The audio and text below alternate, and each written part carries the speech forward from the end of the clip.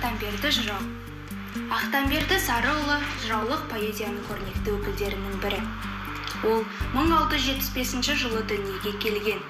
Әкесінің аты Сары, анасының есімі Сырбике. Жыраудың өмірі туралы деректер Үмбетей жыраудың толғауында кездеседі.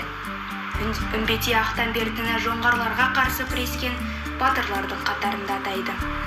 Ал 19 ғасырдағы қазақ поэзиясының көрнекті өкілі Дулат Бабатайұлы өзінің Ер Еспенбет дастанында Абыз жыраудың қартайған шағын бейнелейді. Ақтамберді жыраудың сөздері насихатқа, ақыл-нақылға толы. Ақтамберді өз шығармаларында адамгершілік туралы байлам жасап, ел ішіндегі жаман мінез-құлықтарды, қайырсыз байларды, кәсіп меңгеруге талпынбайтын жалқауларды да өткір сынайды. 12-де аттанып, қылыш ілдім білікке дегеніне қарағанда күреске ерте араласқан жауынгер жырау санатына жатады. Тұрмыстықтың қыр-сырын, отбасы, ерлік, жер мәселелерін жырларында жақсы бейнелейді.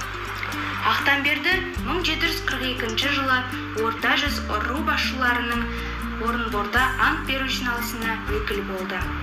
Жырау ес білгеннен бастап 70 жыл бойы ат үстінен түспей, елі мен жерін қорғаған қас батыр, айтулы шешен, қабырғалы би, атақты жырау. Ақтамберді өз шығармаларында балаларын тірліктегі бірлікке, талап-мұратқа, татулыққа үндейді. Орындаған Берік Ақбөпе.